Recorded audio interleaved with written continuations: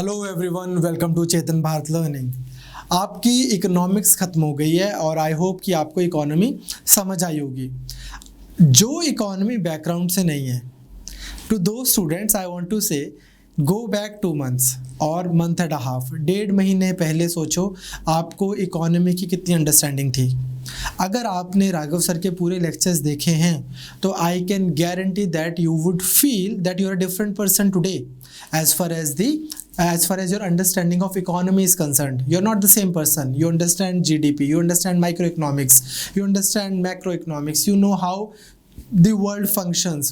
Today you know कि हम बाहर की चीज़ों को बैन क्यों नहीं कर देते, क्योंकि आपको WTO की रिस्ट्रिक्शंस हैं, आपको WTO कंप्लाइंट रहना चाहिए। टुडे यू अंडरस्टैंड कि सरकार जो है सब लोगों को बस नोट प्रिंट करके क्यों नहीं दे देती। RBI है, गवर्नमेंट है, why doesn't the government just like simply print the notes and distribute? Because today you understand the concept of inflation. आज आपको समझ आ रहा है कि सबके पास जॉब क्यों नहीं है, बिकॉज जब सरकार जॉब्स के लिए जाती है तो महंगाई बढ़ जाती है, जब सरकार महंगाई कंट्रोल करने जाती है तो जॉब्स कम हो जाती हैं। आपने किया होगा। Today you understand loose monetary policy, today you understand easy monetary policy, today you understand tight monetary policy. Okay आज आप देख पा रहे हो कि RBI ने बैंक्स को लोन दिया, लोगों ने आगे लोगों को लोन दिया, लोग जाके सारे पहुंच गए कि चलो जी हमें एक टीवी खरीदना है, लेकिन टीवी तो इतने ही है, उतने ही बनेंगे, एक ही दिन में सारे टीवी तो प्रोड्यूस होने शुरू नहीं हो जाएंगे, तो टीवी का रेट बढ़ गया। तो किस तरह से RBI का पैसा देना लोगों को सस्ते रेट पे किस तरह से इंक्रीज कर देता है चीज़ों की कॉस्ट। सरकार RBI ने बैंक्स को लोन दिया, बैंक्स ने आगे लोगों को लोन दिया, इजीली लोग पहुंच गए सारे के सारे घर लेने। एक बंगला बने न्यारा, एक हमारा खुद का हाउस होना चाहिए। When people go out to buy their own houses then what happens, price increase, लोगों के घरों के रेट बढ़ जाते हैं। तो इस तरह से आज आप समझ पाए, इंपोर्ट एक्सपोर्ट आप समझ पाए हो। आई होप आपको थोड़ा शेयर मार्केट, स्टॉक मार्केट्स का भी समझ आया होगा कि किस तरह से how you invest in a company और किस तरह से उसके बॉन्ड होते हैं, यील्ड उससे मिलती है हमें। सिंपल सी चीज़ें, ठीक। नहीं तो आप वो सोनी लाइव पे आजकल आता है वो हर्षद मेहता वाला स्कैम 1992, आप वो भी देख सकते हैं उसको समझने के लिए। आपको एग्रीकल्चर समझ आया होगा कि एग्रीकल्चर में प्रॉब्लम्स क्या हैं, फर्टिलाइजर्स की प्रॉब्लम क्या है, एग्रीकल्चर मार्केटिंग में प्रॉब्लम क्या है। ये आजकल सारी प्रॉब्लम्स जो चल रही हैं फार्म बिल की, एसेंशियल कमोडिटीज़ की, आई एम प्रीटी श्योर कि आपको राघव सर के लेक्चर्स के थ्रू समझ आई होगी। आपको एम्प्लॉयमेंट का समझ आया होगा, अनएम्प्लॉयमेंट का समझ आया होगा कि अनएम्प्लॉयमेंट कितने तरीके की है। एक पर्सन है जो बोलता है I want to go to Canada so I am not going to apply for any job in India, ठीक। वो अनएम्प्लॉयड है पर अलग तरीके का अनएम्प्लॉयड है। There is a job existing for him but he doesn't want to take that job. दूसरा क्या है, वो फार्मिंग करता है, सीजन चला गया एक फार्मिंग का, नेक्स्ट सीजन अभी 3 महीने बाद आएगा, इन 3 महीने के लिए वो अनएम्प्लॉयड है। तीसरा क्या है, जॉब से निकाल दिया गया, ठीक, कोई सेक्टर था उसमें अब जॉब्स ही नहीं है, एंड देन सो ऑन। इस तरह से आपने प्लानिंग पढ़ी होगी इकोनॉमी में कि किस तरह से डिमांड एंड सप्लाई एक तरह की प्लानिंग होती है कि let's not control, let the market decide, let the demand of everyone in this world and the supply by everyone decide कि क्या चीज़ कितनी प्रोड्यूस होनी चाहिए। जैसे ये हमारे लेक्चर हैं, देखो अब हमने इनको पढ़ाना शुरू किया, इनकी डिमांड आ गई है, बच्चे एनरोल करते हैं, हम पढ़ाई जा रहे हैं। हमने पढ़ाना शुरू किया, बच्चे यूट्यूब पे बोलते हैं सर अच्छा लग रहा है और पढ़ा दो, हम पढ़ाई जा रहे हैं। हम अगर बच्चे बोले नहीं सी आप पढ़ाना बंद करो, आप जाके कोई और काम करो, दुनिया में नौकरी का करो, आपके बस का नहीं है पढ़ाना, तो हम पढ़ाना बंद कर देंगे। This thing is demand and supply and demand. On the other hand schools में ऐसा नहीं है, स्कूल सरकार के कंट्रोल में है, यूनिवर्सिटीज़, जॉब लग गई, सबको आना है, जिसको पढ़ाना है उसको पढ़ाना है। Demand supply is not deciding, government employ को उसकी सैलरी मिल रही है। इस तरह से आपने काफ़ी चीज़ें, ये तो मैं ब्रीफली बोल रहा हूँ, बहुत चीज़ें आपने इकोनॉमी में पढ़ी होंगी। अब आपने करना क्या है, आप इकोनॉमी आपने पढ़ ली और मैं पहले आपको पॉलिटी और इकोनॉमी साथ साथ करवा रहा था। देन आई रियलाइज्ड, इस साल का पेपर जब मैंने प्रीलिम्स का देखा कि ना, पॉलिटी और इकोनॉमी दो ऐसे कंपोनेंट्स हैं जिनको हम एक बार जल्दी जल्दी करा देते हैं। उसका रीजन क्या था? जल्दी से मतलब ये नहीं सिलेबस जल्दी करा दिया, like on the top most priority करा देते हैं। उसका रीजन क्या था? You will be able to understand newspaper better, you'll be able to read the newspaper in a quicker manner, more quickly, fastly आप उसको पढ़ पाओगे, because you will be familiar with the terminology, you would know fiscal deficit, monetary deficit, primary deficit, है ना, इस तरह की चीज़ें, capital account convertibility, current account क्या है, balance of payment क्या है। मुझे लगा कि it's very important that you understand all of that so that आपकी रीडिंग जो न्यूज़पेपर रीडिंग है वो ईजी हो जाए। सेकेंड चीज़ अब हम क्या करेंगे, मैंने आपको कुछ बेसिक पॉलिटी भी करवा दी थी, इतनी पॉलिटी सो दैट आप फिलॉसफी समझ पाओ, बिकॉज आज से जो हमारी पॉलिटी शुरू होगी, मैंने बड़े सोच के बेसिक स्ट्रक्चर पे आपको पॉज लगाया। उसका रीज़न क्या है? From my lecture number 1 to lecture number 13 जो हमने पॉलिटी की वो पॉलिटी है फिलॉसफी वाली। इस बार जो एग्ज़ाम हुआ 4 अक्टूबर को प्रीलिम्स का, लास्ट ईयर का जो पेपर था बच्चे, उसमें पॉलिटी के बहुत क्वेश्चन आए। ऑलमोस्ट अगर हम देखें तो 19 to 20 क्वेश्चंस थे। उसमें से अबाउट 10+ क्वेश्चंस जो हैं वो आपके philosophy based, understanding based question थे। जैसे कि कॉन्स्टिट्यूशनल गवर्नमेंट कौन सी होती है? Limited government. क्या मतलब था उस बात का? कि अगर आपने कोई कॉन्स्टिट्यूशन बना दिया and even the prime minister is bound by that constitution, that means even your prime minister does not have infinite power.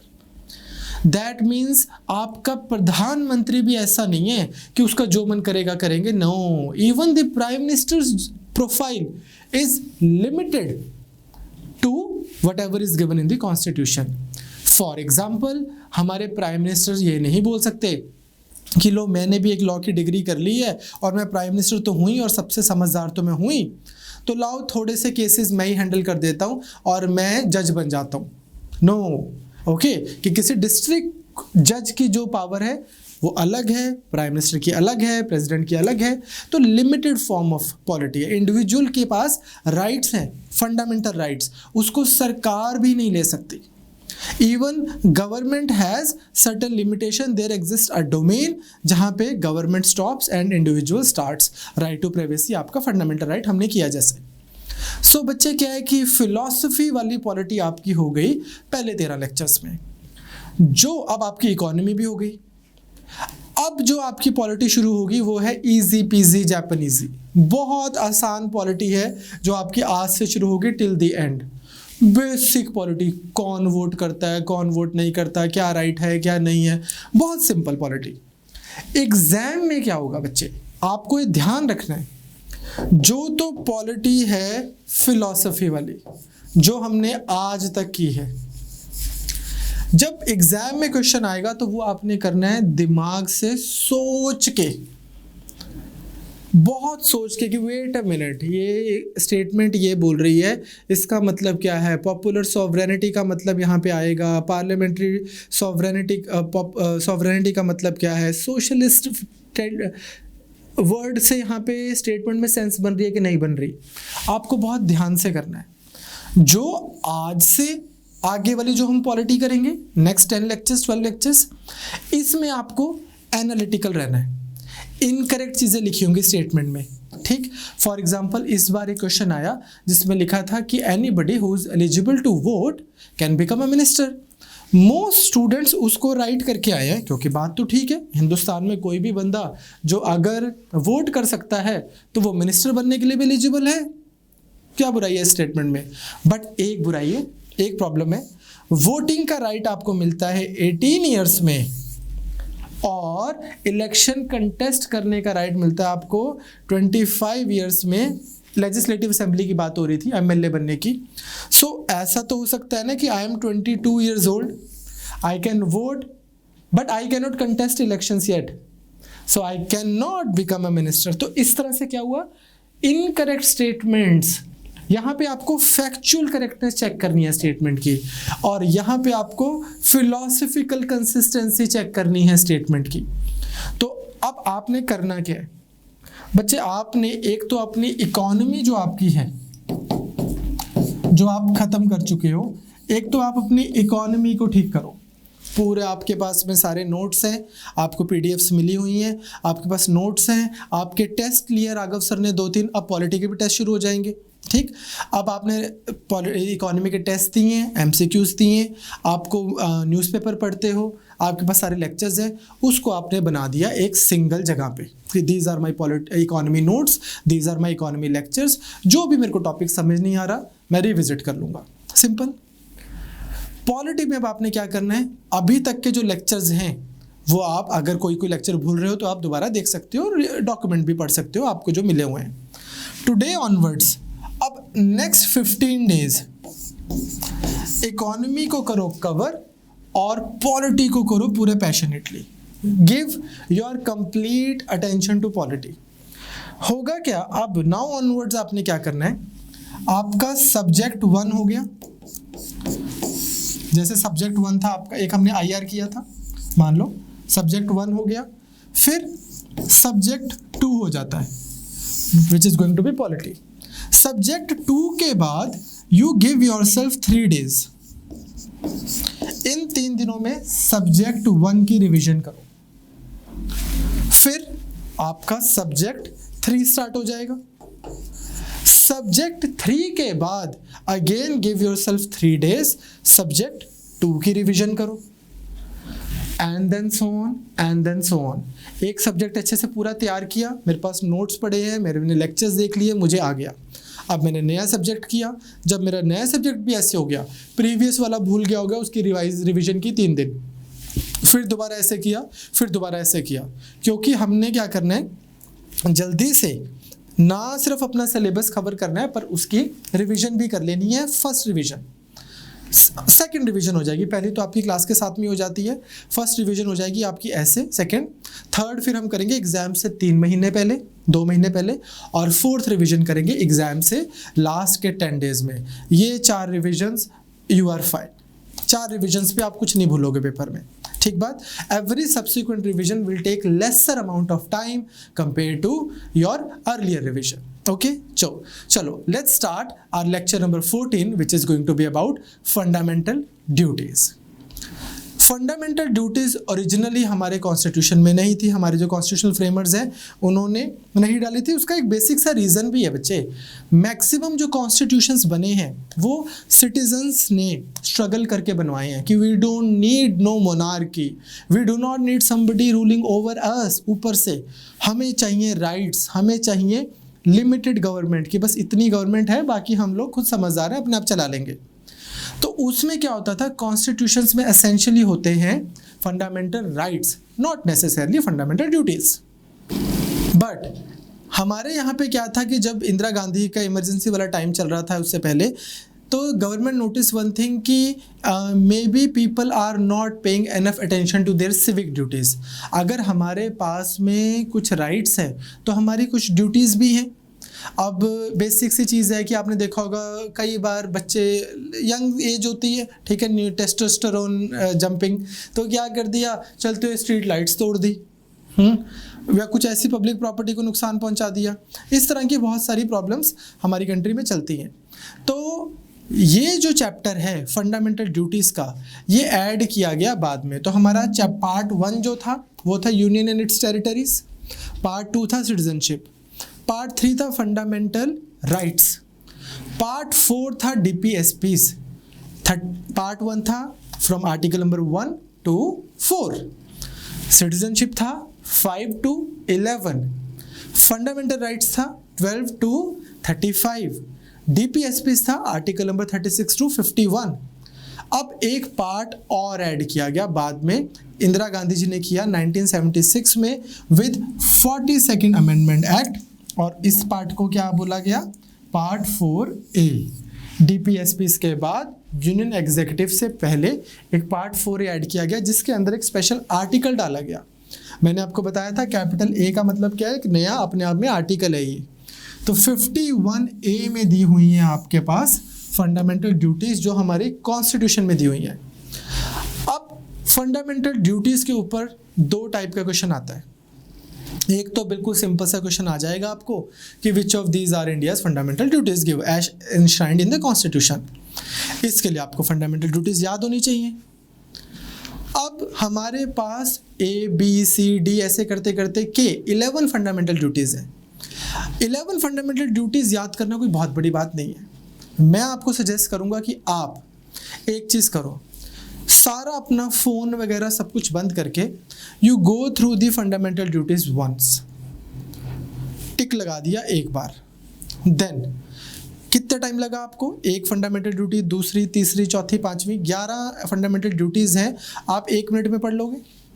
फिर 2 मिनट लगा लो, फिर you do that again twice, फिर you do that again thrice, फिर you do that again 4th time, 5th time, 6th time. ऐसे आप 11 fundamental duties 11 बार पढ़ लो।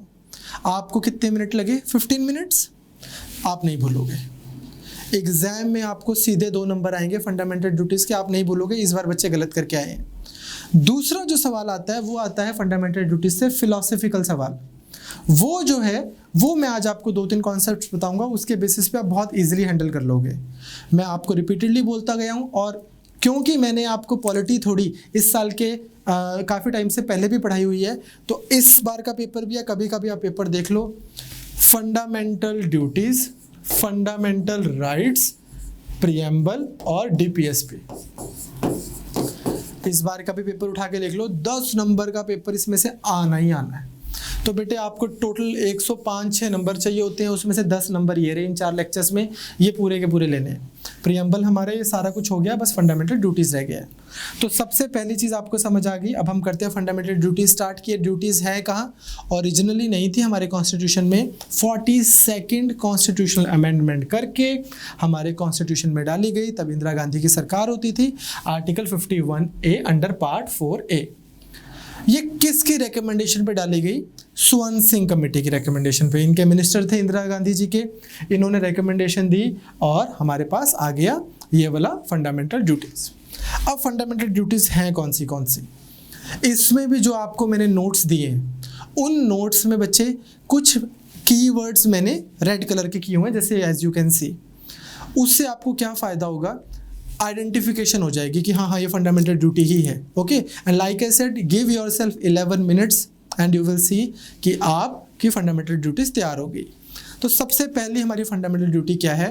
To abide by the constitution and respect its ideals and institutions, the national flag and the national anthem. ये हमारी fundamental duty है, national flag और national anthem को respect करने की। Second, to cherish and follow the noble ideals that inspired the national struggle for freedom। तो पहला है हमारे नेशनल फ्लैग और एंथम की रिस्पेक्ट करना। दूसरा, नेशनल स्ट्रगल फॉर फ्रीडम को, उसको भी रिस्पेक्ट करना, उसके आइडियल्स। हमारे फ्रीडम स्ट्रगल के क्या आइडियल्स थे? हमारे फ्रीडम फाइटर्स किस बात पे लड़ते होते थे, किस चीज़ के लिए लड़ रहे थे? बहुत सारी चीज़ों के लिए। जैसे फॉर एग्जाम्पल मैंने आपको लोकमान्य तिलक का आइडिया बताया था कि उन्होंने दिया था ना एक आइडिया ऑफ फंडामेंटल राइट्स, कि इनवायलेबिलिटी ऑफ वंस हाउस। लोगों के पास फंडामेंटल राइट होने चाहिए, लोगों के पास इक्वालिटी होनी चाहिए, आर्बिट्रेरी गवर्नमेंट नहीं होनी चाहिए, फ्रीडम होनी चाहिए, ठीक, respect for all the religions होनी चाहिए, रेसिज्म नहीं होना चाहिए, ठीक, all those ideals. Next, C, to uphold and protect the sovereignty, unity and integrity of India. वैसे आपको याद होगा जब मैंने आपको प्रियम्बल कराया था तब भी मैंने आपको एक बात बताई थी कि इंडियन प्रियम्बल में भी 4 वर्ड्स ऐड किए गए थे, सोशलिस्ट, सेकुलर, इंटेग्रिटी एंड। वो कैसे ऐड किए गए थे? यूनिटी एंड इंटेग्रिटी, उधर भी ऐड किया गया था प्रियम्बल में। तो ये क्या है? हम सबकी रिस्पॉन्सिबिलिटी है to protect and uphold this sovereignty, unity and integrity of India. Next, to defend the country, अपने देश की रक्षा करनी चाहिए, and render national service when called upon to do so. वो भी आपको बहुत ज़रूरी करनी है, देश की रक्षा, और जब भी ज़रूरत पड़े, माँ भारती आपको बुलाए तो आपको पहुंचना है। माँ भारती मतलब इंडिया, उमा भारती नहीं बोला मैंने, ठीक। Next, to promote harmony and the spirit of common brotherhood among all the people of India. भाईचारा फैलाना इंडिया में। ये नहीं कि ये मराठी मानुस, पंजाबी और यूपी और बिहारी, ये वैसे हमने उसके लिए एडमिनिस्ट्रेटिव कन्वीनियंस के लिए बनाए हुए हैं, वो भी अपने भाई हैं, सबने बराबर बराबर ऐसे भाईचारे के साथ में रहना है। ट्रांसेंडिंग रिलीजियस, लिंग्विस्टिक, रीजनल और सेक्शनल डाइवर्सिटीज। ये नहीं है कि मेरे धर्म के बंदे हैं या मेरी भाषा वाले बंदे हैं या रिलीजन वाला बंदा है, इस तरह से नहीं करना आपको। और आपको क्या करना है, टू रिनाउंस, रिनाउंस मतलब त्याग कर देना, renounce practices derogatory to the dignity of women, और उन प्रैक्टिसेस को रिनाउंस करना है which are derogatory to the dignity of women. Hello madam, ऐसा नहीं करना, ये सब नहीं करना। Be respectful to women. ये सब चीज़ें हैं हमारे सोसाइटी में सिविक सेंस लेके आने के लिए बनाई गई हैं। एक बार इसको पढ़ लेते हैं, फिर मैं आपको बताऊंगा क्वेश्चन कैसा आएगा। Next, F, to value and preserve the rich heritage of country's composite culture. जो हमारी गंगा जमुना तहजीब है, जो हमारे सलीका है रहने का, एक कॉम्पोजिट कल्चर है, उसको प्रिजर्व करना है। हमारे folk songs, folk art forms, Gond tribe, Bhil tribe है ना, ये सब इनके अपने आर्ट फॉर्म्स होते हैं, उन सब की वैल्यू करना, उसको रिस्पेक्ट करना है, प्रिजर्व करना है। Next, to protect and improve the natural environment including forest, lakes, rivers and wildlife, and to have compassion for living creatures. अब जैसे ये लेक्चर जैसे मैं आपको डिलीवर कर रहा हूँ, तो हमारी चंडीगढ़ बेस्ड इंस्टीट्यूशन है। यहाँ से थोड़ा सा आगे हिमाचल का बॉर्डर लग जाता है, पंचकुला से आगे कालका आता है और उसके आगे हिमाचल लग जाता है। तो लॉकडाउन के टाइम पे, जब अभी कोविड लॉकडाउन था, तो हिमाचल की एंट्री बैंड थी। अब जैसे ही वो लॉकडाउन ओपन हुआ है और हिमाचल की एंट्री दोबारा खुली है, कालका से लेकर शिमला तक जितने भी टूरिस्ट आ रहे हैं, वो इस मन से आते हैं कि हमने सिर्फ यहाँ पे गंद कर दिया, लोग अपने आप साफ करते रहेंगे, प्लास्टिक की बॉटल्स, कोक की बॉटल्स, इसकी उसकी, सब out of sight out of mind करते हैं। ठीक, so that is one thing. ये कहीं ना कहीं फिर इसके इम्प्लीकेशंस हमें झेलने पड़ते हैं। अभी इतनी बड़ी एक साइंटिफिक रिपोर्ट आई है जिसने बोला है कि क्लाइमेट चेंज के जो कॉन्सिक्वेंसेज हैं, कोविड तो उसमें कुछ भी नहीं है। The kind of diseases which will unleash, और अभी हम इसको समझ नहीं पा रहे हैं, और कोविड ने इतना हाल कर दिया, तो यू कैन वेल इमेजिन। तो हमारी एक अदरवाइज क्या वो बनती है, fundamental duties to protect, improve natural environment, forest, lakes, rivers and wildlife. Next, Nehru ji का एक विचार, टू डेवलप साइंटिफिक टेम्परामेंट। अंधविश्वास पे नहीं मानना। ठीक, इसका जैसे मैं आपको एग्जाम्पल बताता हूँ। हो क्या जाता है कि हम जाने अनजाने में हम सब अंधविश्वासी होते हैं। एक बाबा जी हैं, निर्मल बाबा जी। निर्मल बाबा जी अपना प्रवचन करते हैं, तो वो उनके पास कोई जाता है कि सर मुझे, बाबा जी मुझे ये करके प्रॉब्लम चल रही है लाइफ में, ये तकलीफ़ चल रही है। तो बाबा जी बोलते हैं जाओ जाके समोसा खाओ और आप ठीक हो जाओगे। और जाओ जाके से मान लो कोई भी और ऐसी चीज़ बोल देते हैं कि जाओ आप घर जाके अपनी मम्मा के पाँव दबाओ और आपकी ऐसी जॉब लग जाएगी। तो इस तरह से वो कई बार, बहुत ज़्यादा, कई बार क्या most of the times he gives very ridiculous suggestions, जिसका कुछ इतना लेना देना होता नहीं। कोई पर्सन है, वो बोल रहा है मेरे को फॉरेन कंट्री में जाना है, मुझे वीज़ा नहीं मिल रहा। बाबा जी बोलते हैं कि एक काम करो, जाके मलाई कोफ्ता बनाना आज घर पे और तुम्हें वीज़ा मिल जाएगा। कोई लिंक ही नहीं लगता चीज़ का। तो उनके अगेंस्ट किसी ने एक हाई कोर्ट में, आई थिंक झारखंड की हाई कोर्ट में, किसी को कुछ केस चल रहा था उनका। तो जज साहब बोलते हैं, कहते हैं कि बाबा जी आप क्या लोगों को आप बेवकूफ़ बना रहे हो, अंधविश्वास फैला रहे हो। ये क्या बात बनी कि यार समोसा खाओ और पकौड़ा खाओ और जूस पियो और इससे ठीक हो जाएगा कोई। हाँ, फिर तो मुझे तो भी समझ आता अगर आप बोलते कि ताबीज़ पहनो, या कोई आप किसी को कोई वो नग वगैरह पहना देते फिंगर वगैरह पे कि हाँ ये लो, ये आप ये वाला स्टोन पहनो, या किसी मंदिर में भेजते, मस्जिद में भेजते। ये क्या आप क्या बोल रहे हो। Now you see something fundamentally wrong with जज साहब। जज साहब को लग रहा है कि वो अंधविश्वासी नहीं है और बाबा जी लोगों को अंधविश्वासी बना रहे हैं। पर अगर कोई ताबीज़ पहन के नौकरी लग सकती है, तो फिर समोसा खा के भी लग सकती है।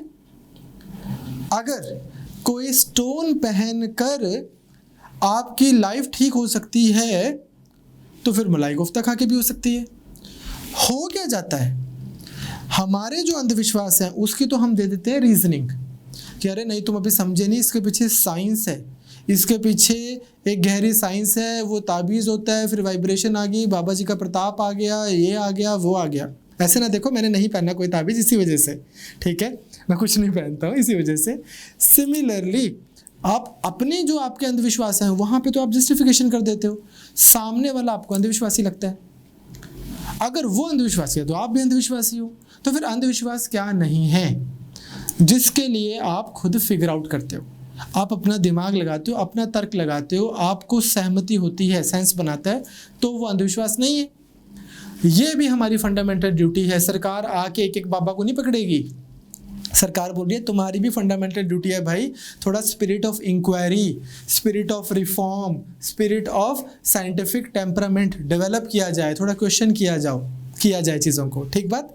और ये सिर्फ यहीं तक वो नहीं है, हर चीज़ में आपके पास स्पिरिट ऑफ इंक्वायरी होनी चाहिए। इनफैक्ट एक टाइम था जब इंडिया बहुत आगे हुआ करता था वर्ल्ड जीडीपी में, वर्ल्ड इकोनॉमी में, वर्ल्ड पॉलिटी में, और वेस्टर्न यूरोप या Europe in general dark ages में था। वो सिचुएशन उलट ही इसलिए हुई है क्योंकि उनके पास आ गया रेनेसां, उनके पास आ गया रेफर्मेशन, उनके पास आ गया इंक्वायरी का कल्चर, क्वेश्चन करने का कल्चर, पुरानी चीज़ों को रिस्पेक्ट करना, पर उनके प्रिजनर नहीं बनना कि बस जो पुराने बोल गए ठीक है, कुछ नया इन्वेंट ही नहीं करना। हमारे यहाँ पे कल्चर नहीं आया ईस्ट में, तो वहाँ पे आया, तो देख सकते हैं आप डेवलपमेंट में डिफरेंस। तो that was another fundamental duty.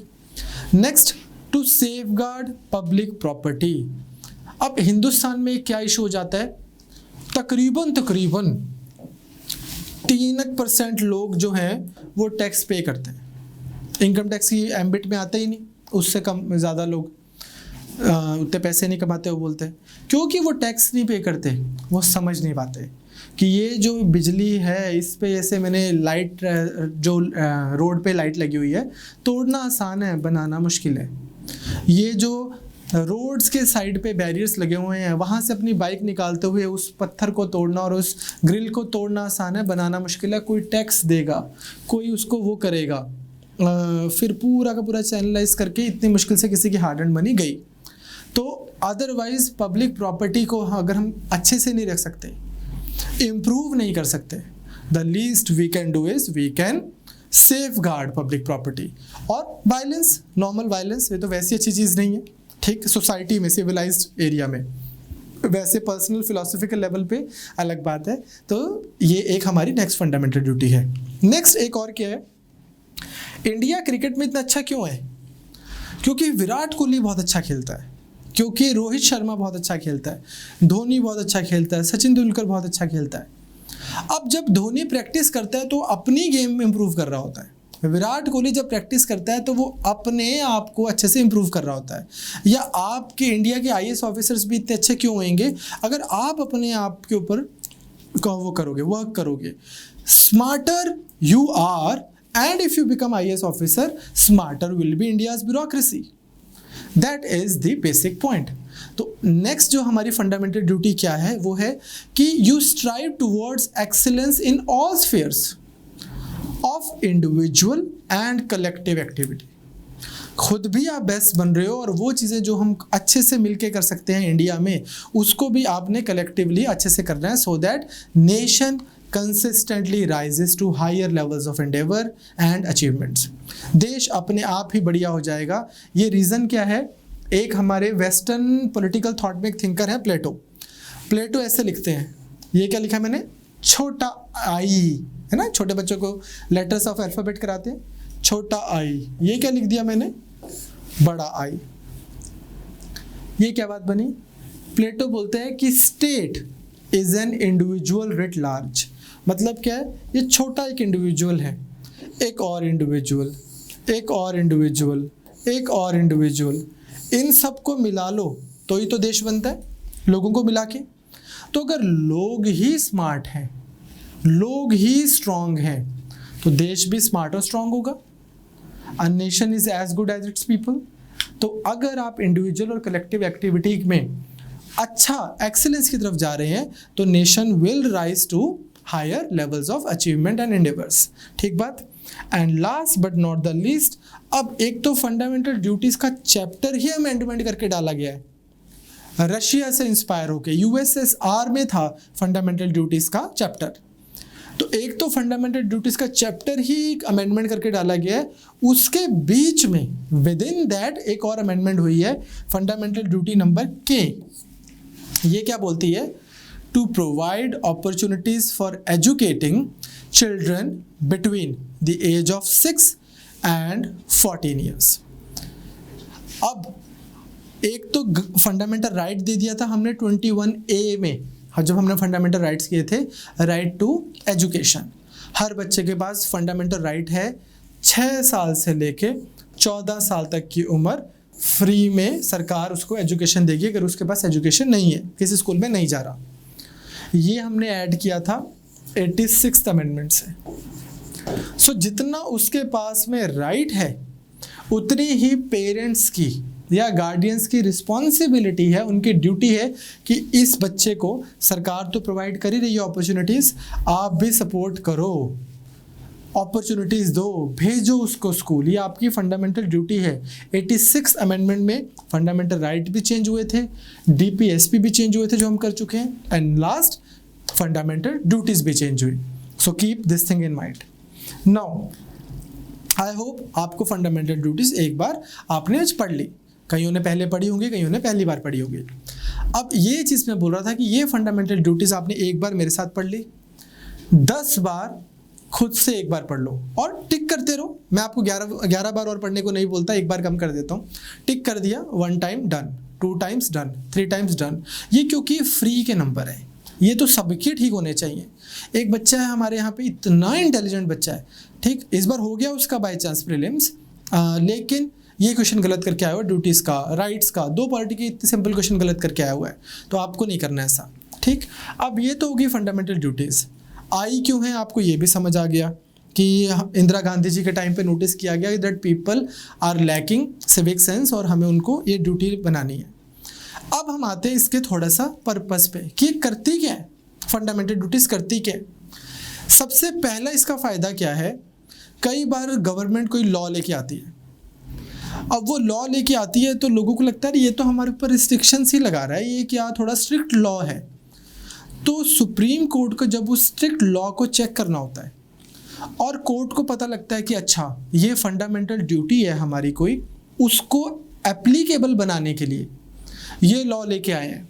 For example कोई लॉ आ जाए कि जिसमें हो कि अगर कोई भी पर्सन पब्लिक प्रॉपर्टी को नुकसान पहुंचाता है तो उसके खिलाफ काफ़ी स्ट्रॉन्ग एक्शन लिया जाएगा। जैसे ये यूपी में लॉ आया है, योगी आदित्यनाथ जी के टाइम पे लॉ आया हुआ है कि यूपी में अगर आप कोई भी ऐसे पब्लिक प्रॉपर्टी पे नुकसान पहुंचाते हो तो ट्रेस करके फिर उन लोगों से पैसे लिए जाते हैं।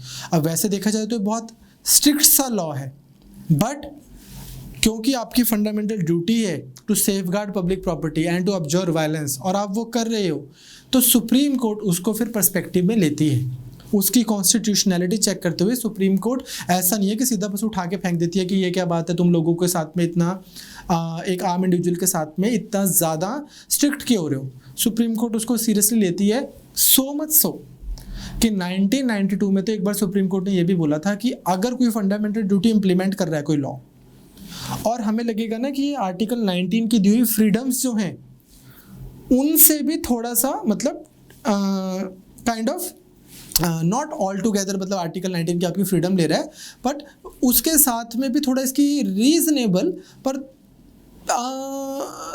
कॉन्ट्राडिक्शन है।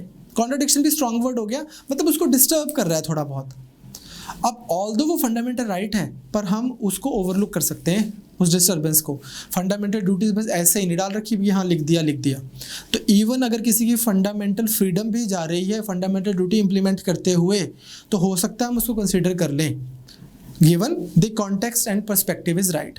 पहली चीज़ समझ आ गया आपको, फंडामेंटल ड्यूटीज़ की एक वैल्यू है। सेकेंड, हमारी कंट्री में एज सच फंडामेंटल ड्यूटीज़ जो है वो इन्फोर्सेबल नहीं है। यहाँ से ही सवाल शुरू होता है जो मैं आपको बोल रहा था कि कॉन्सेप्चुअल क्वेश्चन क्या बनता है इसके ऊपर। आप इसको देखिए जरा बच्चे, बहुत ध्यान से देखना। मेरी कंट्री में एक फंडामेंटल ड्यूटी है, वो क्या है, टू रिस्पेक्ट द आइडियल्स, ठीक, ऑफ इंडियन फ्रीडम स्ट्रगल। या कोई भी एक चीज लगा लो आप। एक बेटर एग्जांपल देता हूं, चलो मान लो एक फंडामेंटल ड्यूटी होती, या एक चीज और सुनो, रुको एक चीज हम जल्दी से करते हैं, आपको लगेगा ये क्या हो रहा है, एक सेकंड सुनो।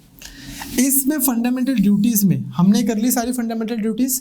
इसका एक क्रिटिसिज्म होता है कि दो मेन फंडामेंटल ड्यूटीज जो होनी चाहिए थी वो इसमें मिसिंग है। पहली चीज, it must have been our fundamental duties to pay income tax on time. Country में हमारे सब लोग कुछ ना कुछ कंट्रीब्यूट करें, कोई 1 रुपया कंट्रीब्यूट करे, कोई 1 लाख कंट्रीब्यूट करे, सब लोग टैक्स पे करें। एक तो वैसे ही जिस दिन सब लोग इंडिया में टैक्स पे करने लग जाएंगे, आप ऑल ऑफ अ सडन देखोगे सिविक सेंस भी आ गई, कंट्री में पैसे भी आ गए, सब चीज़ें थोड़ी सी बेटर हो गई। एक तो पे टैक्स ये होनी चाहिए थी, स्वर्ण सिंह कमेटी ने नहीं कि उसमें रिकमेंडेशन में थी, यहाँ पे नहीं आई। दूसरा, इनको बनाना चाहिए था इन्फोर्सेबल। इनको बनाना चाहिए था इन्फोर्सेबल इन द सेंस कि अगर कोई पर्सन फंडामेंटल ड्यूटीज नहीं मान रहा, ये लिखी हुई हैं सारी फंडामेंटल ड्यूटीज, आपने देखा तो है, आप इसी इंडिया में रहते हैं सारे, कौन मान रहा है सारी फंडामेंटल ड्यूटीज? कोई भी नहीं मान रहा। कोई individually are you striving towards excellence? और क्या इसको नापने तोलने का कोई जरिया भी है? हाउ कैन एनीबडी टेल कि whether Chetan Sharma is striving towards individual and collective excellence और not? How can anybody tell कि whether I have scientific temperament or humanism or not? How can anybody tell that whether मैं जो हूँ मैं brotherhood में मानता हूँ कि नहीं मानता? मैं अपने रिलीजन के लोगों को ज़्यादा खास प्रेफरेंस देता हूँ, अगर अपनी पर्सनल लाइफ में मैं अपनी लिंग्विस्टिक लोगों को अगर प्रेफरेंस देता हूँ तो कोई बता थोड़ी सकता है। ये बड़ी इंटेंजिबल सी चीज़ें लिख दी इन्होंने, इसका कोई नापना तोलना मेजर करना इतना ईजी नहीं है। How can anybody tell whether मैं अपने कंट्री के कल्चर को प्रिजर्व करता हूँ या उसकी रिस्पेक्ट करता हूँ कि नहीं करता? ये तो बस इन्होंने लोगों को बता दिया, ठीक। हाउ कैन एनीबडी टेल कि मेरे को नेशनल फ्रीडम स्ट्रगल के आइडियाज़ को मैं रिस्पेक्ट करता हूँ कि नहीं करता? और हाउ कैन एनीबडी टेल कि हमारे नेशनल फ्रीडम स्ट्रगल के आइडियाज़ क्या थे? नेहरू जी का अपना आइडिया था, भगत सिंह जी का अपना आइडिया था, गांधी जी का अपना आइडिया था, उनके भी तो अपने अपने आइडियाज़ थे, अम्बेडकर जी का अपना आइडिया था। तो वैसे तो अगर आप देखा जाए तो ये जो है फंडामेंटल ड्यूटीज़ अपने आप में ही बहुत ज़्यादा वेग है, बहुत ज़्यादा वेग है। पर इन वेग फंडामेंटल ड्यूटीज़ का भी क्रिटिसिज्म क्या होता है कि एक तो यहाँ पे टैक्स पे करने की ड्यूटी होनी चाहिए थी, दूसरा एक क्या होता है कि इसको एनफोर्सेबल बनाना चाहिए था कि ये ताकि लोग माने तो सही, अदरवाइज इसे लिखने का क्या फ़ायदा है? कोई फ़ायदा नहीं है, ठीक। अब हम आते हैं वापस क्वेश्चन सिंपल वाला जो आएगा वो आपने याद कर ली होंगी, आप पेपर में कराओगे। दूसरा क्वेश्चन जरा ध्यान से देखो बेटे, ये क्या है कि लेट्स टेक, मेरी एक फंडामेंटल ड्यूटी है सबसे पहली, याद है कि हमने नेशनल फ्लैग और नेशनल एंथम इन सब की रिस्पेक्ट करनी है, हमने सारे हमारे जो सिंबल्स हैं नेशनल उनकी रिस्पेक्ट करनी है, बिल्कुल ठीक है। Now there is this person P, fundamental duty number A में लिखा हुआ है कि नेशनल फ्लैग की रिस्पेक्ट करनी है, और ये पर्सन पी नेशनल फ्लैग की रिस्पेक्ट या एंथम की या किसी नेशनल आइडियल की रिस्पेक्ट नहीं करता, तो क्या होगा? फंडामेंटल ड्यूटीज में लिखा हुआ था, ये पर्सन पी ने इसकी रिस्पेक्ट नहीं की, तो क्या होगा? पनिशमेंट कितनी, कौन देगा? 2 महीने की होगी कि 6 महीने की होगी? 6 महीने होगी पनिशमेंट की 1 साल की होगी अगर किसी ने डिसऑनर किया है? कौन केस लड़ेगा? कैसे प्रूव होगा कि ये वाला जो एक्ट है ये नेशनल फ्लैग का डिसऑनर काउंट होता है कि नहीं होता? फॉर एग्जाम्पल, किसी ने, सचिन तेंदुलकर ने, पता नहीं किसी ने नेशनल फ्लैग का केक काट दिया, सेंचुरी बनाई थी, इंडिया का नाम का केक बना, उसने काट दिया। अमेज़ॉन पे किसी ने सोचा कि मैं और ज़्यादा भारतीय हूँ, उसमें डोरमैट मिलता था नेशनल फ्लैग का। किसी ने अपनी गाड़ी के आगे नेशनल फ्लैग लगाया होता है, जो जहाँ पे स्टीयरिंग होता है गाड़ी का उधर रखा होता है, तो हमने डिसाइड किया कि यार फ्लैग वाला तो नहीं अलाउड, डोरमैट भी अलाउड नहीं है। हाँ, गाड़ी के आगे अगर आपने नेशनल फ्लैग रखा हुआ, ये डिसरिस्पेक्ट नहीं है। ये हमने कैसे डिसाइड किया? कौन डिसाइड कर रहा है? सो यही चीज़ आपको समझनी है।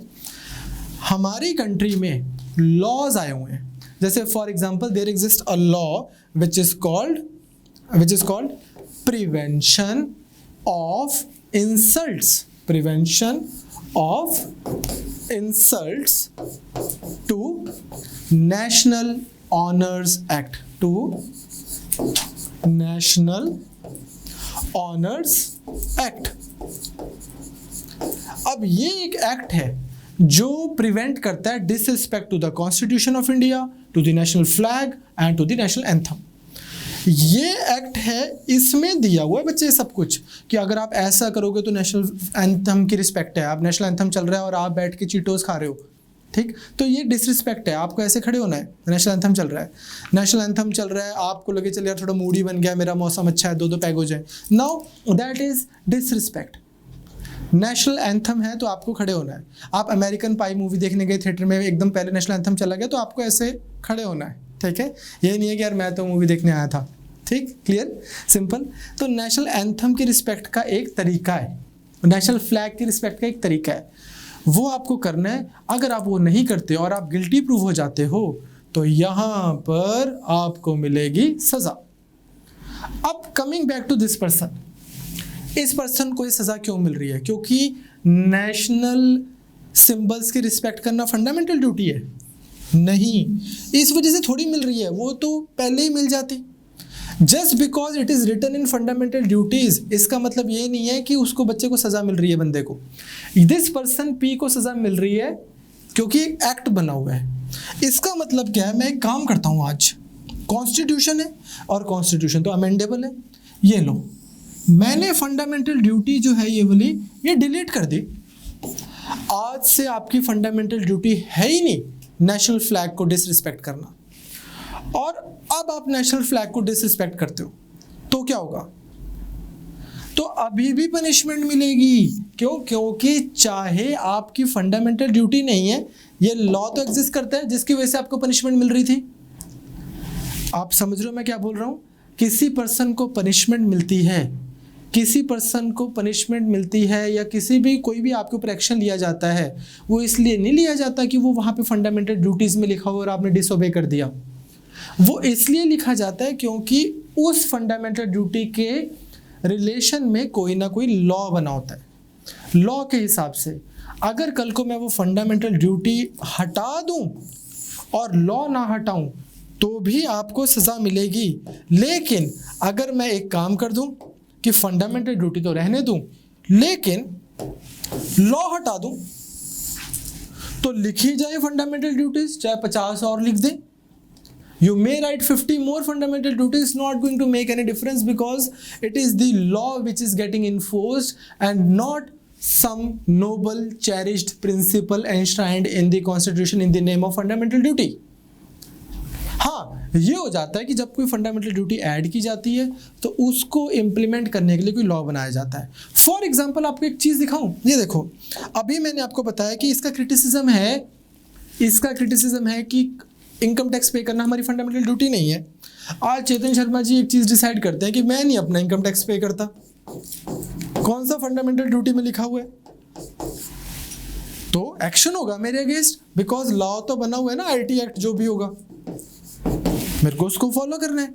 लेकिन एक चीज़ हो जाए, कल को बीजेपी गवर्नमेंट फंडामेंटल ड्यूटीज़ में तो लिख दे कि एक नई फंडामेंटल ड्यूटी ऐड कर दी दैट एवरीबडी शैल पे there income tax, due income tax, but ये लॉ डिलीट कर दे, बात खत्म। अब चाहे मैं ना डालूं टैक्स तो बोलेंगे आप फंडामेंटल ड्यूटीज नहीं मानते, आप अच्छे नागरिक नहीं हो। हाँ जी हाँ, मैं इंप्रूव कर रहा हूँ धीरे धीरे, यही बोलोगे आप, ठीक।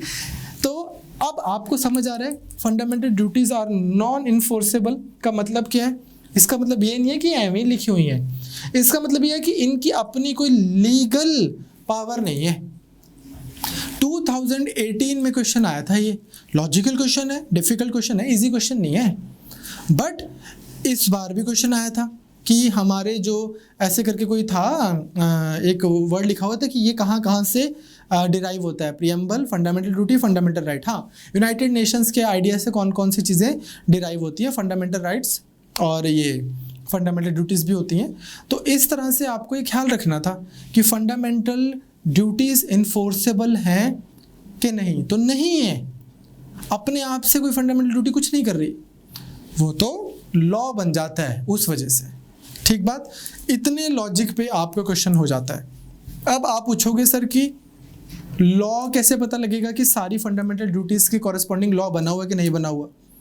ऐसा ही पूछा गया एक और जस्टिस से जिनका नाम था जस्टिस वर्मा कमेटी बैठी और उनका काम ही यही था। 1999 में ये कमेटी बैठी थी, उनका क्या काम था कि सर आइडेंटिफाई करो कि अभी लीगल प्रोविजंस हैं हमारे पास के नहीं हैं फंडामेंटल ड्यूटीज़ को इम्प्लीमेंट करने के। जो लीगल प्रोविजंस हैं ठीक है, नहीं तो फिर बनाते हैं थोड़े से। तो फिर इन्होंने आइडेंटिफाई करके कुछ लीगल प्रोविजंस दिए थे। आपको कभी ऐसा क्वेश्चन तो नहीं आएगा कि which of these were identified by Verma committee, ये नहीं आएगा। बट आपको ये प्रोविजन, ये प्रीलिम्स में क्वेश्चन आ सकता है कि which of these are the legal provisions to enforce, to implement fundamental duties, ये आपको पता होना चाहिए। तो सबसे पहले क्या है legal provision, prevention of insults to national honours act, जो मैंने आपको अभी बताया कि जैसे मेरे को अगर इंडिया का national anthem, national flag disrespect करता हूँ तो ये लॉ एग्जिस्ट करता है, ठीक बात। सिमिलरली हमारी कंट्री में बहुत सारे क्रिमिनल लॉज एग्जिस्ट करते हैं जो लोगों को फंडामेंटल ड्यूटीज़ की रिस्पेक्ट करने के लिए इनकरेज करते हैं, उनको बनाया हुआ है। जैसे एक है protection of civil rights act 1955। अब हमारी एक फंडामेंटल ड्यूटी है, वो क्या है?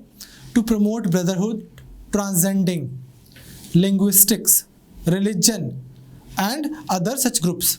तो ये क्या करता है? Protection of civil rights act ये प्रोवाइड करता है punishment for offences related to caste and religion. अगर आप कास्ट बेस्ड डिस्क्रिमिनेशन किसी के अगेंस्ट करते हो, रिलीजन बेस्ड डिस्क्रिमिनेशन किसी के अगेंस्ट करते हो, तो you have protection of civil rights act 1955। Similarly हमारे पास आईपीसी तो एग्जिस्ट करती है, इंडियन पीनल कोड, उसमें बहुत सारे ऑफेंसेस हैं जो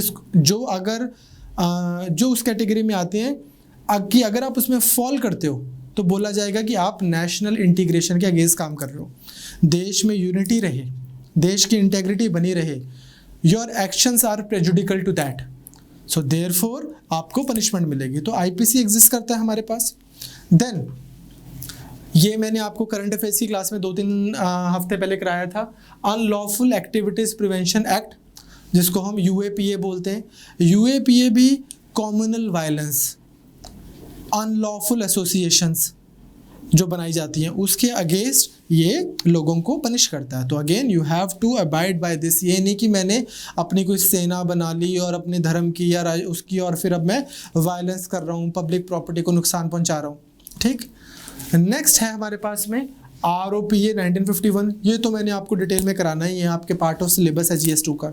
तो आरओपीए भी क्या करता है? ये बोलता है कि पार्लियामेंटेरियंस जो हमारे आइडियल्स को रिस्पेक्ट नहीं करेंगे, जो रिलीजन के, कास्ट के, रेस के नाम पे डिवाइडिंग पॉलिटिक्स करेंगे, उनको डिस्क्वालीफाई कर दिया जाएगा। अब आप बोलोगे कि सर रिलीजन के नाम पे तो पॉलिटिक्स चलती है, अभी भी करते हैं, तो डिस्क्वालीफाई क्यों नहीं होते? अब वो लीगल लूप होल्स ढूंढ लेते हैं। लीगल लूप होल्स होते हैं कि मैंने मान लो भाषण ऐसे दे दिया कि दोस्तों याद रखना कि तुम किस धर्म से आते हो, बस इतना बोला, ठीक। अपने धर्म को कभी भूलना नहीं चाहिए। अब इसमें कुछ गलत तो नहीं बोला मैंने, मान लो किसी को बोल रहा हूँ कि यार याद रखो तुम किस धर्म से आते हो, अपने धर्म को कभी भूलना नहीं चाहिए। मैंने तो नहीं मांगी वोट इस बेसिस पे, लेकिन लोगों को मैसेज चला गया। तो कोई, हाँ, अगर मैं बोलूँ कि यार मैं हूँ इस रिलीजन का, आप भी हो इस रिलीजन के, मुझे इस रिलीजन के नाम पे वोट दो, then I am doing something which is illegal as per ROPA 1951। तो इस तरह की चीज़ों पे लीगल लूप होल्स हैं, इसलिए चल जाता है काम, बट लॉ एग्जिस्ट करता है। फिर हमारी एक फंडामेंटल ड्यूटी है टू प्रिजर्व, अभी मैंने आपको शिमला वाला एग्जांपल दिया था, टू प्रिजर्व वाइल्ड लाइफ। उसके लिए हमारे पास क्या है? नेचुरल एनवायरनमेंट के लिए wild life protection act of 1972। इसके अंदर भी क्या होता है बच्चे कि अगर आप रेयर या इंडेंजर्ड स्पीशीज़ में ट्रेड करते हो तो आपको लगेगी punishment. And last but not the least, forest conservation act of 1980। ये भी अगर इनडिस्क्रिमिनेट डिफॉरेस्टेशन हो रही है, डाइवर्जन ऑफ फॉरेस्ट लैंड को आपने वहाँ पे बना दिए गोल्फ कोर्सेज, फॉरेस्ट लैंड था वहाँ पे आपने बना दी buildings without any proper mechanism, तो फिर उसके लिए आपके पास फॉरेस्ट कंजर्वेशन एक्ट ऑफ 1980 है। तो इस तरह से हमारे पास बहुत सारे एक्ट्स एग्जिस्ट करते हैं। तो विद दिस और भी बहुत सारे एक्ट्स हैं, ये कुछ मेन एक्ट्स वो वाले हैं जो वर्मा कमेटी ने आइडेंटिफाई किए। तो अब आपको एक चीज़ समझ आ गई कि fundamental duties as such enforceable नहीं है, आप एक्ट बनाते हो, वो तो सिर्फ बड़ी बड़ी बातें लिखी हुई हैं। पेपर में आपको क्वेश्चन आ गया कि which of these acts ensure the implementation of fundamental duties. अब एक साल में पॉलिटी की क्लासेस भी चलती रहेंगी आपकी, हर वीक हम पॉलिटी की क्लासेस भी लेते हैं, वैसे भी आप न्यूज़पेपर पढ़ोगे, आप किसी एक्ट को देखोगे तो आपको ये तो पता लग ही जाएगा कि यार ये एक्ट का काम क्या था, पता होगा आपको। तो वहाँ पे अगर आपको अपना लॉजिक लगाना होगा तो आप क्या करोगे, दिमाग में एक तरफ सारी फंडामेंटल ड्यूटीज़ लिख लोगे या पेपर पे भी लिख लोगे कि हाँ these are the fundamental duties. क्या ये एक्ट किसी एक फंडामेंटल ड्यूटी को इम्प्लीमेंट कर रहा है? अगर कर रहा है तो हाँ ठीक। जैसे मैं आपको एग्जांपल बताता हूँ, इंडिया का म्यांमार के साथ में कोई डील साइन हो जाए कि हम म्यांमार के साथ पीसफुली रहेंगे। अब ये क्या कर रहा है, या म्यांमार और से थाईलैंड के बीच में इंडिया एक डील वो कर देता है, ब्रोकर कर देता है कि थाईलैंड और म्यांमार आपस में पीस में रहेंगे। अब अभी तक हमने कोई international relations related fundamental duty करी नहीं की, हमने DPSP किया था टू प्रमोट इंटरनेशनल हार्मनी। तो वो एक्ट फंडामेंटल ड्यूटी नहीं प्रमोट कर रहा, वो एक्ट इंटरनेशनल हार्मनी वाला DPSP प्रमोट कर रहा है। तो similarly on the other hand, मान लो कोई लॉ आ गया, या जैसे अभी हरियाणा एक लॉ लेके आया कि अगर आपने किसी लीडर को चुन के भेज दिया पंचायत में और वो लीडर आपको अच्छा नहीं लग रहा, तो ग्राम सभा इकट्ठी होके 2/3 वोट डाल के उसको वापस बुला सकती है कि जी इलेक्शन दोबारा कराओ, ये लीडर को हमने इस वजह से नहीं चुना था कि इतने गलत काम करेगा। अब क्या कोई इसमें डेमोक्रेसी स्ट्रेंथन होने वाला हमारे पास फंडामेंटल ड्यूटी है? नहीं है। तो ये फंडामेंटल ड्यूटीज़ को नहीं कर रहा इम्प्लीमेंट, ये वाला पर्टिकुलर लॉ। तो मेरा कहने का पॉइंट ये है कि हर लॉ फंडामेंटल ड्यूटी को इम्प्लीमेंट नहीं करता, पर बहुत लॉ फंडामेंटल ड्यूटीज़ को इम्प्लीमेंट करते हैं। फॉर एग्जाम्पल, कोई लॉ आ गया जो बोलता है ये कि हमने वाइल्ड लाइफ से रिलेटेड ही कोई लॉ आ गया कि अब से कोई भी पर्सन, कुछ डेजिग्नेटेड एरियाज हैं, अगर वहाँ पे प्लास्टिक वेस्ट गिराएंगे तो उनकी एक पनिशमेंट है। अब फंडामेंटल ड्यूटीज़ पे ये लॉ लगता है। विशाखा गाइडलाइंस आती हैं, विशाखा गाइडलाइंस बोलती हैं कि पब्लिक प्लेसेस पे लड़कियों के साथ में सेक्सुअल वायलेंस होता है या सेक्सुअल अब्यूज़ होता है, और उसकी वो बहुत लंबी चौड़ी लिस्ट दे देते हैं कि अगर आप मान लो किसी लड़की की 6 बजे छुट्टी होनी है, आप उसको 11 बजे तक रोक रहे हो और उसको इंडिसेंट प्रपोजल्स दे रहे हो, तो although you have not touch the girl, but because उसको आपने रोक के ऑफिस में उसको इंडिसेंट प्रपोजल दिया है, तो ये भी डेरोगेटरी टू वुमेन काउंट होगा। अब क्या ये फंडामेंटल ड्यूटी इंप्लीमेंट कर रहा है ये एक्ट, जो ऑफिस को बोलेगा कि यार this is how you are suppose to behave in your office? हाँ, हमने किया है, to observe violence and the practices which are derogatory to women. तो आपको वहाँ पे बच्चे अपना दिमाग लगाना है कि कोई पर्टिकुलर एक्ट फंडामेंटल ड्यूटीज़ को इम्प्लीमेंट कर रहा है कि नहीं कर रहा, और आपको ये भी पता होना चाहिए कि अपने आप में फंडामेंटल ड्यूटीज़ इन्फोर्सेबल नहीं है। आई कहाँ से? स्वर्ण सिंह कमेटी की रिकमेंडेशन से।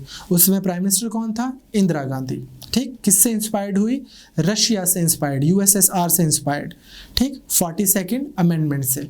कौन सा पार्ट ऐड हुआ इंडिया के कॉन्स्टिट्यूशन में? 4A। कौन सा आर्टिकल ऐड हुआ? 51A। With this we wind up our fundamental duties. कल से हम शुरू करेंगे प्रेसिडेंट, यूनियन एग्जीक्यूटिव शुरू करेंगे। बस बहुत इजी है, कौन वोट करता है, कौन क्या करता है। आज का लेक्चर भी आपको बहुत इजी लगा होगा। कल से बस अब सारी पॉलिटी बहुत इजी और रिवॉर्डिंग है। I will see you tomorrow.